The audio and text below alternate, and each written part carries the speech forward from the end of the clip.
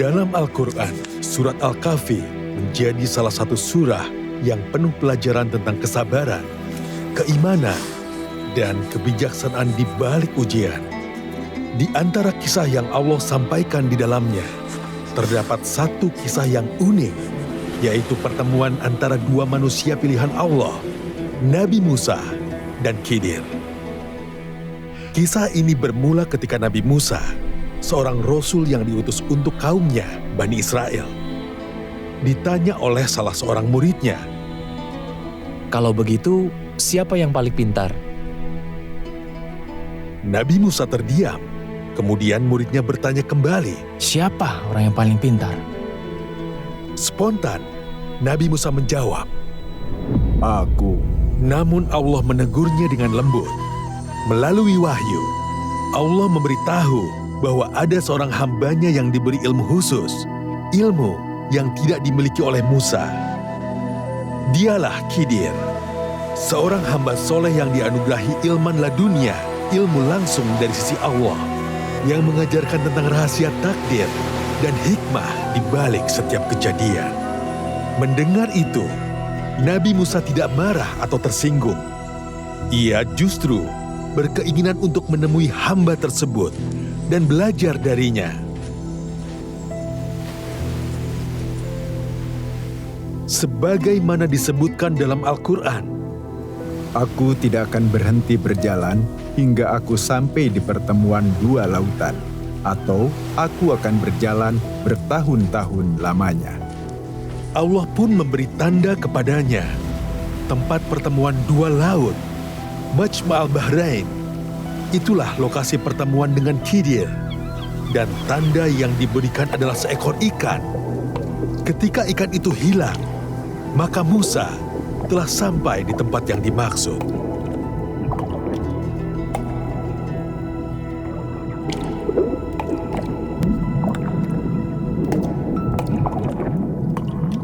Bersama muridnya, Yusha bin Nun, Musa membawa ikan itu sebagai bekal perjalanan.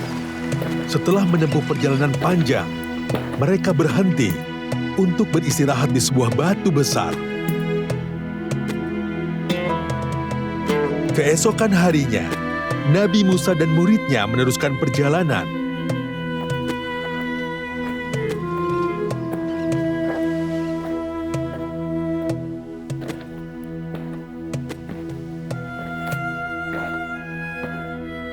Maka ketika mereka telah melewati tempat hilangnya ikan itu, dan keduanya hendak beristirahat sambil menyantap bekal yang mereka bawa, Nabi Musa berkata kepada pembantunya, "Bawalah kemari makanan kita.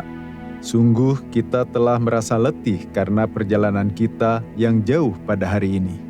Lalu muridnya menjawab, seperti yang dikatakan dalam Al-Quran, "Tahukah engkau, ketika kita mencari tempat berlindung di batu tadi, sesungguhnya aku lupa bercerita tentang ikan itu. Dan tidak ada yang membuatku lupa untuk mengingatnya, kecuali setan. Ikan itu mengambil jalannya ke laut dengan cara yang aneh." Kemudian Musa menjawab, Itulah yang kita cari. keduanya kembali dan menyusuri jejak mereka semula.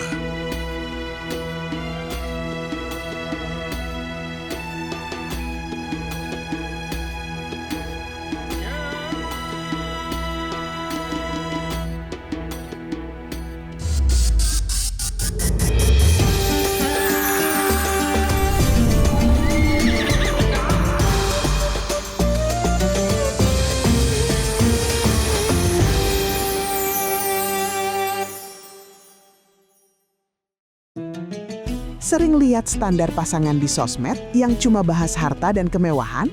Hati-hati, wanita cerdas nggak akan menjadikan uang sebagai satu-satunya modal untuk memilih calon suami. Sakinah itu datangnya dari kualitas iman dan akhlak, bukan dari kekayaan yang fana.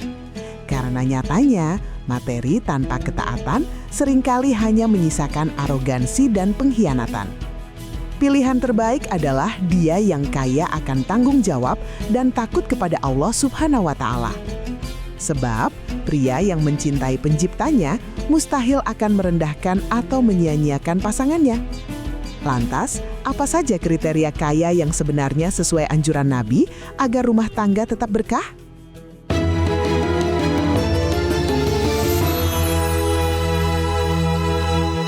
Bismillahirrahmanirrahim. Assalamualaikum warahmatullahi wabarakatuh. Waalaikumsalam warahmatullahi wabarakatuh. Alhamdulillahirabbil alamin. Allahumma salli ala sayyidina Muhammad wa ala ali sayyidina Muhammad. Sama-sama Allahumma faqihna fid din wa 'allimna ta'wil. Walhamdulillahirabbil. Apa kabar Bunda, semuanya sehat? Alhamdulillah. Masih semangat ngajinya? Masih. Sekarang kita punya tema yang kece abis. Kita akan bahas apakah menikah itu hanya faktor uang aja. Soalnya sekarang lagi tren di TikTok, katanya nikah itu mesti dapat suami yang 3S. Apa tuh? Sultan, sultan, sultan. Pertama, kita mesti pahami bahwa menikah itu tujuannya bukan kekayaan, tetapi ketenangan. Al-Quran mengatakan, A'udzubillahi minasyaitonirrajim. Wa min ayatihi an khalaqalakum min anfusikum azwajan litaskunu ilaiha wa ja'ala bainakum mawaddatan wa rahmah. Al-ayah. Di antara tanda kebesaran Allah, Allah mensyariatkan syariat pernikahan seorang laki-laki dan perempuan, dan syariat ini diturunkan Allah litaskunu ilaiha, agar seseorang merasakan ketenangan dengan pasangannya. Berarti point of view-nya adalah bagaimana kita bisa tenang. Nah, tenang itu tidak berbanding lurus dengan uang. Tidak semua orang yang banyak uangnya itu pasti tenang. Boleh jadi ibu-ibu yang ada di majelis ini jauh lebih tenang.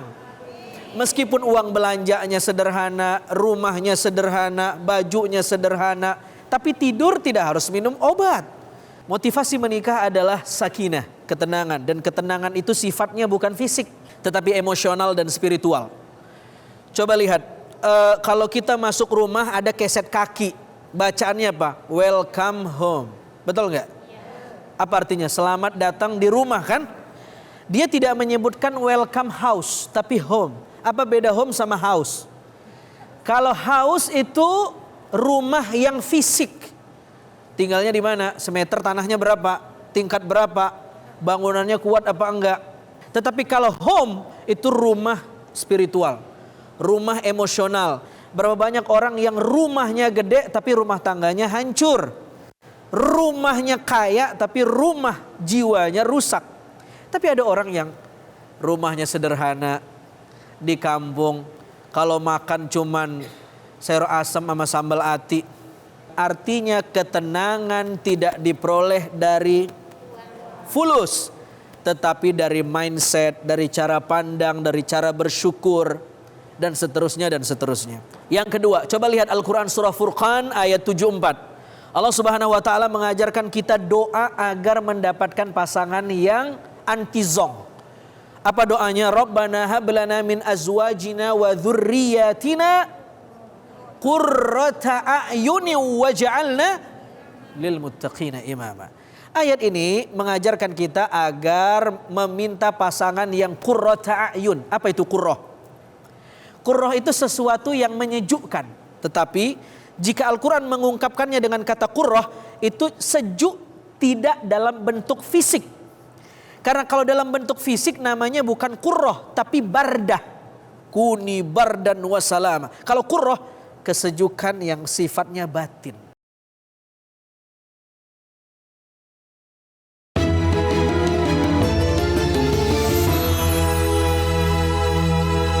Artinya ketenangan itu lagi-lagi bukan fisik tetapi emosional. Maka jangan fokus pada hartanya, tapi fokus pada kualitas orangnya. Salah satunya adalah agamanya. Wallahu a'lam bishawab. Ada pertanyaan? Ibu silakan.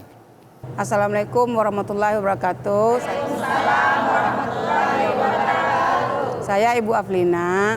Jujur saya sebagai orang tua anak saya, jadi takut. Sudah banyak contoh yang saya lihat di sekitar saya, calon pasangan itu hanya mengandalkan uang.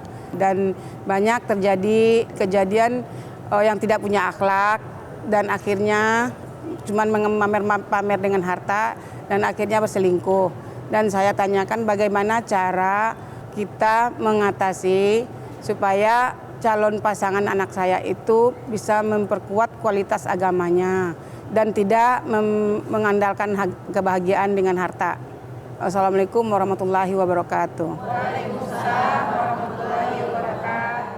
Pertanyaannya bagus, tapi saya pengen dudukin begini karena seolah-olah pertanyaannya itu menyimpulkan dua pilihan aja. Agamis tapi miskin, atau pilih kaya tapi toksik. Ini black and white fallacy, kesalahan berpikir. Padahal ada pilihan yang ketiga. Dia santri atau dia agamis tapi juga kaya. Mau nggak Bu? Mau. Kenapa nenek-nenek yang jawab? Nabi mengatakan, kata Nabi SAW, biasanya orang itu dinikahin karena 4 faktor. Karena keturunannya, karena parasnya, karena hartanya, dan karena agamanya. Dan Nabi di akhir hadis mengatakan, fadfar bidzatid din taribat yadak. Cari orang yang memiliki agama, bukan hanya beragama. Karena ada banyak juga orang yang beragama tetapi perilakunya jauh dari agama. Betul nggak? Dia faham agama tetapi jauh dari agama. Ada nggak? Ada. Karena itu cari yang dzatid din. Dan mencarinya susah. Makanya Nabi mengatakan fadfar. Fadfar itu dari kata zofaro. Maknanya adalah mencengkramkan kuku. Supaya kuku bisa mencengkramkan mesti dicakar kuat. Mencari orang yang seperti itu mesti susah. Dan mulainya dari mana? Bergaul dengan orang baik, cari circle yang baik, kita akan ketemu orang yang baik. Insya Allah, karena Allah akan mempertemukan orang yang baik dengan yang baik. Umumnya begitu. Insya Allah. Mudah-mudahan bermanfaat. Itu saja. Assalamualaikum warahmatullahi wabarakatuh. Waalaikumsalam warahmatullahi wabarakatuh.